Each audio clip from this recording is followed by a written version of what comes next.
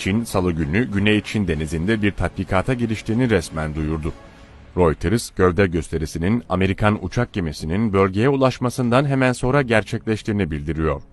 Tayvan, USS Theodore Roosevelt uçak gemisinin tartışmalı Güney Çin Denizi'nde bulunduğu sırada en az 15 uçağın hava sahasını ihlal ettiğini açıkladı. Çin jetlerine karşı Tayvan savaş uçakları da havalandı. Analistler, Çin'in gövde gösterisiyle Joe Biden'ın Tayvan'a vereceği desteğin seviyesini test ettiğini belirtiyor. BBC Tayvan muhabiri Cindy Sui, Biden için güçlü bir mesaj verildiğini aktarıyor. BBC muhabirine göre, Pekin yönetimi arka bahçesi gibi gördüğü bölgede jetlerini uçurarak aynı zamanda Tayvan lideri Tsai Ing-wen'e de bir uyarı gönderiyor. Sürekli olarak Çin tehdidi altında yaşayan Tayvan, Ocak ayının son haftasında ülkenin kuzeyindeki Hsinchu'da bir tatbikat düzenlemişti. Tankların yanı sıra havan ve zırhlı araçların da yer aldığı tatbikat, Amerika'nın başkenti Washington'da görev değişiminden saatler önce gerçekleştirilmişti. Tayvan ve Çin, hayli fırtınalı geçen 2020 yılını geride bıraktı. Eylül ayında savaş uçaklarıyla birbirlerine meydan okudular. Birkaç hafta geçmeden resmi televizyon bu kez dünyanın yüreğini ağzına getiren görüntüleri ekrana getirdi. Çin ordusu, komşu ülke Tayvan'ın işgalini prova eden bir tatbikata girişti. Amerikan Washington Post gazetesi, Çin, Tayvan'ı yeni video görüntüsüyle tehdit etti başlığıyla haberi sundu. Çin Merkez Televizyonu, CCTV kanalının yayınladığı video kaydında, binlerce askerin havadan ve karadan ismi açıklanmayan bir adaya füzeler ve insansız hava araçlarıyla saldırdığı görülüyor. Adanın kıyısına çıkarma yapan Çin birliklerinin gerçek mermiler kullandığı bildiriliyor. 2 dakika 30 saniyelik kayıtta havalanan helikopterlerden de yine füzeler ateşlendi. Su altında gerçekleşen patlamalar, ateş açan tanklar, karadan fırlatılan onlarca füze video kaydında dikkat çeken ayrıntılar arasında. İngiliz basını bölgedeki fay hatlarını tetikleyen çok boyutlu tatbikat görüntüsünün Çin'in güneyindeki Fujian ve Guangdong eyaletlerinde kaydedildiğini aktarıyor. Uluslararası medya gövde gösterisinin zamanlamasına özellikle dikkat çekiyor. Zira Çin, Tayvan adına casuslukla suçlanan 100'den fazla kişiyi yakaladıktan sonra tatbikata girişti. Resmi televizyon CCTV, haberinde yakalanan şüphelilerden Tayvanlı iş insanı Li Mengju'nun Hong Kong sınırında Shenzhen kentinde paramilis kolluk kuvvetlerinin fotoğraflarını çektiğini savundu. CCTV ayrıca Li'nin cezaevi kıyafetiyle yaptığı "Çok üzgünüm, geçmişte birçok kötü, yanlış şey yaptım, belki ana vatana zarar verdim" açıklamasını da ekrana getirdi. Söz konusu ifadenin yargılama yapılmadan resmi televizyonda yayınlanması beklendiği gibi Tayvan ve batılı ülkelerin tepkisini çekti. Amerikalı üst düzey isim Tayvan'ı ziyaret etmesiyle Eylül ayı ortasında bölgede gerilim zirveye çıkmıştı. Amerikan Dışişleri Bakanlığı'nın en üst düzey diplomatı Kate Krach'ı taşıyan uçak Çin'in bağımsızlığını tanımadığı Tayvan'a indi. Özel jetin başkent Taipei'ye inmesinden saatler sonra ise Çin, Tayvan boğazında gerçek mermilerle 3 günlük bir tatbikata giriştiğini dünyaya duyurdu. Çin Savunma Bakanlığı Sözcüsü Ren Guojiang, Amerika ve Tayvan yönetimlerini gizli anlaşmaları arttırmak, sık sık karışıklığa yol açmakla suçlayıp çok ağır ifadeler kullandı. Tayvan'ı Çin'i kontrol etmek için kullanmak veya kendini geliştirmek için yabancılara güvenmeye çalışmak hayal kurmaktır. Ateşle oynayanlar yanacak. Sözcü Ren, Çin ordusunun gövde gösterisiyle ilgili detay vermezken, Reuters, Pekin yönetiminin Tayvan'ın güneybatı kıyılarında 2 hafta önce de tatbikat yaptığını hatırlatıyor. Tayvan Savunma Bakanlığı ise çok sayıda Çin savaş uçağının Tayvan boğazını geçtiğini açıkladı.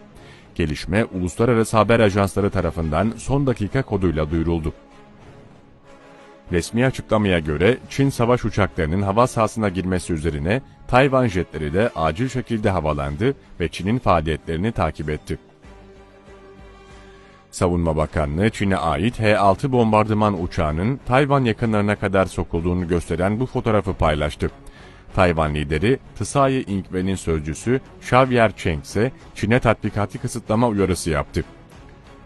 Krach'in Taipei'ye gitmesi, Amerika'nın Tayvan'daki yönetimi Çin'in resmi temsilcisi olarak tanımayı bırakıp Pekin'deki Çin Halk Cumhuriyeti ile diplomatik ilişki kurduğu 1 Ocak 1979'dan bu yana Dışişleri Bakanlığı nezdinde adaya yapılan en üst ziyaret oldu. Yaz mevsiminde ise Çin'in savurduğu işgal tehdidi üzerine Tayvan ordusu büyük bir tatbikat yapmıştı. Çin'in bağımsızlığını tanımadığı Tayvan, muhtemel bir işgale karşı Taichung yakınlarında 8.000 askerin katıldığı bir gövde gösterisine girişti. Hankuang adı verilen ülkenin geleneksel büyük tatbikatından fotoğrafı, uluslararası haber ajansları Reuters ve Associated Press dünyaya servis etti. Tatbikatın en çarpıcı detayı karadan ve havadan füzelerin fırlatılması oldu. Tayvan ordusu adanın Çin'e bakan sahilinden havadan füze denemesi gerçekleştirdi. Gerçek mermilerin ateşlendiği gövde gösterisinde F-16 savaş uçaklarıyla yerel Çin Kuo jetleri karadaki hedefleri yerle bir etti. Associated Press, onlarca helikopterinde füzeler fırlattığı tatbikatta yerdeki tankların da arka arkaya ateş açtığını aktardı. Tatbikatı izleyenler arasında Tayvan lideri Tsai Ing-wen de vardı. Yeşil askeri üniforma giyen Tsai'nin başına da askeri kask taktığı göze çarptı. Dünyanın ülkemizi korumak için gösterdiğimiz çaba ve kararlılığı görmesini istiyorum diyen Tayvan lideri Tsai, Ocak ayında görevine yeniden seçildi. Çinli üst düzey bir generalin Mayıs ayı biterken Tayvan'a saldırabileceklerini söylemesi dünyayı alarma geçirdi. Çin Merkez Askeri Komisyonu Müşterek Kurmay Dairesi Başkanlığı'nın başındaki General Li Zokeng, bağımsızlığı engellemek için askeri seçeneğin masada olduğunu belirterek işgal sinyali verdi. Barışçıl birleşme imkanı ortadan kalkarsa, Halk Kurtuluş Ordusu olarak bölücü entrikaları ve eylemleri kararlı şekilde dağıtmak için gerekli tüm adımları atacağız. Tayvan Boğazı'ndaki durumu dengelemek ve kontrol etmek için gerekli tüm önlemleri alma seçeneğini saklı tutuyor ve kuvvet kullanımı olmayacağına yönelik sözde vermiyoruz. General Li, 1979'da Çin'in Vietnam işgalinde görev alan ve savaş tecrübesi olan birkaç kıdemli subaydan biri. Tayvan, Çin'in en hassas bölgesel sorunu. Çin'de 2005 yılında Ulusal Halk Kongresi'nin yıllık toplantısında Tayvan'ın bağımsızlığına karşı gündeme alınan yasa tasarısı oy birliğiyle kabul edilmişti. Söz konusu yasa resmi olarak bağımsızlık ilan edilmesi halinde Tayvan'a karşı askeri güç kullanılmasını öngörüyor. Çin, Tayvan'ı bir gün ana karayla bir araya gelecek bir eyaleti olarak görse de birçok Tayvanlı ülkelerin bağımsız olduğunu savunuyor. Çin ayrıca uluslararası alanda tecrit etmeye çalıştığı Tayvan'la diplomatik ilişkileri olan az sayıda ülkede baskı uyguluyor. Pekin yönetimi 2019'un başında Tayvan'ın bağımsızlığının bir felaket olacağını duyurmuş, Xi Jinping ada ülkesinin egemenliklerini kabul etmemesi halinde saldırabileceklerini söylemişti. Ada ülkesindeki bağımsızlık yanlılarını tehdit eden Çin lideri Xi, Tayvan'daki herkes bağımsızlığın büyük bir felaket olacağını anlamalıdır demişti. Ayrılıkçı herhangi bir adıma izin vermeyeceğiz.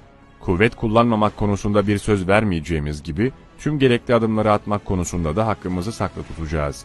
Xi Jinping'in açıklamalarından sonra Çin ordusu Tayvan adası yakınlarında savaş uçakları ve gemilerin katıldığı gövde gösterilerine girişmişti. Tayvan lideri Tsai Ing-wen ise Pekin yönetimine verdiği yanıtta ülkesinin asla tek ülke iki sistem düzenine geçmeyi kabul etmeyeceğini ilan ederek Çin'in imzaladığı 1992 mutabakatı tek Çin düzenine işaret ediyor. Xi Jinping'in sözleri kaygılarımızın yersiz olmadığını gösterdi diye konuştu. Tayvan ordusu aynı yılın Mayıs ayında gerçek füzeler ve mermilerle Çin işgaline karşı arka arkaya tatbikatlar düzenlemişti. Güney kenti Pingtung kıyılarındaki tatbikatta savaş gemileri ateş açmış, tank ve top atışları yapılmış, jetler ve helikopterler füze fırlatmıştı. Böylece bir videomuzun daha sonuna geldik. Bir sonraki videoda görüşmek üzere. Allah'a emanet olun.